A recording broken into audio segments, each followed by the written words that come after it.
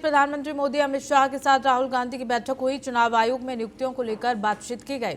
सियासी समेत कई पदों पर नियुक्ति का मामला 1.5 घंटे बैठक चली। राहुल ने असहमति पत्र पेश किया। बता दें कि लोकसभा में नेता प्रतिपक्ष राहुल गांधी ने प्रधानमंत्री नरेंद्र मोदी और गृह मंत्री अमित शाह के साथ करीब 1.5 घंटे तक बैठक की। इस बैठक में मुख्य रूप से मुख्य सूचना आयुक्त, 8 सूचना आयुक्तों और 1 सतर्कता आयुक्त की नियुक्ति पर चर्चा की गई। इस बैठक में राहुल गांधी ने इन सभी नियुक्तियों के संबंध में अपना विस्तृत असहमति पत्र पेश किया, लेकिन बातचीत केवल प्रक्रियात्मक आपत्तियों तक सीमित नहीं रही। बैठक में राहुल गांधी ने उच्च स्तरीय संवैधानिक और स्वायत्त संस्थाओं में सामाजिक न्याय और समानुपातिक प्रतिनिधित्व के मुद्दे पर भी जोर दिया।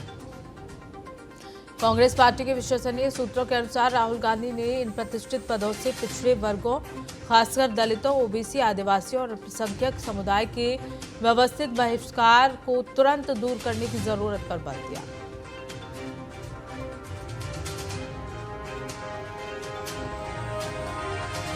बड़ा अपडेट सियासी समेत कई मुद्दों को लेकर बैठक हुई। 1.5 घंटे इस बैठक में राहुल गांधी ने असहमति पत्र पेश किया। पीएम मोदी अमित शाह के साथ राहुल गांधी की बैठक हुई और इसी के साथ ही चुनाव आयोग में नियुक्तियों को लेकर बातचीत की गई। और इसी खबर को लेकर हमारी संवाददाता कंचन दिल्ली से हमारे साथ जुड़ गई हैं। कंचन, सीआईसी समेत कई मुद्दों को लेकर, पदों को लेकर बात हुई। 1.5 घंटे बैठक चली, लेकिन राहुल गांधी ने यहां असहमति पत्र दिया। किन किन बातों को लेकर राहुल गांधी की असहमति नजर आई? जी बिल्कुल। देखिए, आपको बता दें कि जो चीफ इंफॉर्मेशन कमिश्नर सीआईसी की बैठक थी, ये कल जो है एक बैठक हुई थी और इसके जो अध्यक्ष होते हैं वो प्रधानमंत्री होते हैं और उनके साथ ही जो है कैबिनेट मिनिस्टर, जिसमें कि प्रधानमंत्री ही उन्हें चूज करते हैं, तो उनके साथ गृह मंत्री अमित शाह थे और लोकसभा में नेता विपक्ष राहुल। यदि हम सीईसी की बैठक करें चीफ इंफॉर्मेशन कमिश्नर की, तो इसमें तमाम जितनी भी मुख्य सूचना आयुक्त और सूचना आयुक्तों के नाम जो होते हैं उनको लेके चर्चा की जाती है कि इन पोस्टों पर कौन कौन होगा और क्या क्या उनका बैकग्राउंड होगा। तो हमने कल देखा कि कई 1.5 से 2 घंटे लगभग ये बैठक चली और राहुल गांधी ने कई नामों पर जो है असहमति जताई और ना केवल असहमति जताई, लेकिन जब वो बैठक से बाहर निकले तो उन्होंने डिसेंट नोट भी लिखित में दिया। और तो यही कारण रहे कि तमाम राहुल गांधी ने गृह मंत्री अमित शाह और पीएम मोदी जिन नामों पर अग्री कर रहे थे, जिन नामों का समर्थन कर रहे थे दोनों मिलकर, कई चीजों का संदेह था। हमने देखा है लगातार जो विपक्ष है वो यही मांग उठाता है कि अपनी अपनी जगह पर, राहुल गांधी ने इवन लोकसभा में भी अपनी स्पीच में कहा था कि सभी बड़ी जगहों पर जहां पे लोकतंत्र और संविधान मजबूत होना चाहिए, उन सभी पदों पर जो है केंद्र सरकार ने आरएसएस लोग बिठा दिए हैं।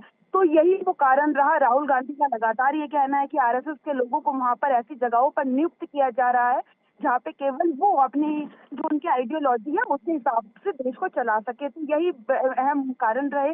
राहुल गांधी ना केवल एक नाम के साथ बल्कि कई ऐसे नाम हैं जो राहुल गांधी ने जिन नामों को लेकर अपनी नाराजगी जताई, लेकिन डिसेंट नोट देकर राहुल गांधी निकले। माना जा रहा था कि जब बैठक होगी तो शायद राहुल गांधी कुछ नामों पर सहमति जता लेंगे, लेकिन ऐसा बिल्कुल भी नहीं हुआ। डिसेंट नोट देकर निकले राहुल गांधी और उसके बाद जो है बैठक समाप्त हो गई। लेकिन देखना ये है कि ये जो है मेजॉरिटी का 2 वोट जो है वो ऑलरेडी पीएम मोदी और गृह मंत्री अमित शाह 2 वोट जो है वो उन सभी के नामों की ओर जा रहे हैं जिन नामों का जिक्र उस लिस्ट में पीएम मोदी और अमित शाह ने किया था। तो ऐसे में विपक्ष का यही आरोप है और ना केवल इतना ही, सूत्रों के हवाले से हमें जानकारी मिली थी कि इन सभी मुद्दों को लेके जो विपक्ष है वो और अभी तो अपनी आवाज उठा ही रहा था, प्रमुखता से अपनी आवाज उठाएगा, क्योंकि राहुल गांधी, ये पहली बैठक नहीं है कि पहली बार राहुल गांधी इस तरीके की बैठक में शामिल हुए हैं।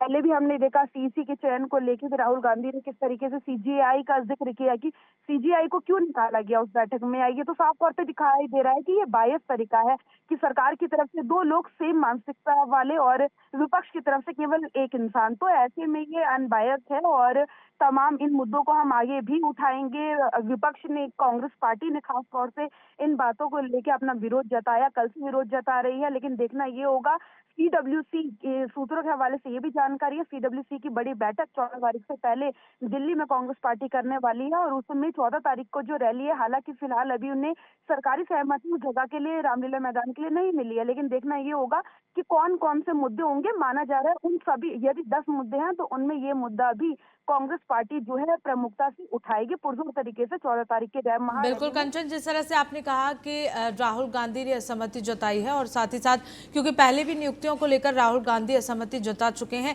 क्या लगता है कि इस मुद्दे पर और बैठक हो सकती है आगे आने वाले समय में? जी बिल्कुल, देखिए मैं आपको बता दूं, केंद्रीय सूचना आयुक्त जो है उसमें 13 टोटल जो पद हैं वो 13 खाली हैं। तो उन 13 पदों पर जो है नियुक्तियां की जानी है, लेकिन आयोग में से 10 में से 8 नाम ऐसे थे जिन पे सहमति नहीं बन पाई है।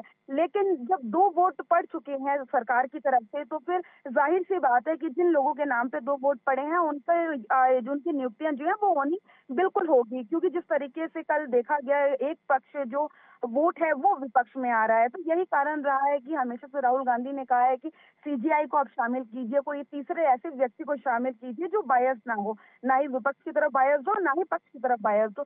तो ये तमाम सारे हैं कारण रहे, लेकिन जो आयोग में 10 में से 8 सूचना आयुक्तों के पद खाली हैं, उन पर 8 पदों पर ये बड़ी संख्या है कि टोटल 13 पद खाली हैं और 8 पदों पे भी सहमति नहीं बन पाई है। लेकिन उनकी नियुक्तियां, जाहिर सी बात है कि वो नियुक्तियां जो है वो बड़े पैमाने पर होंगी।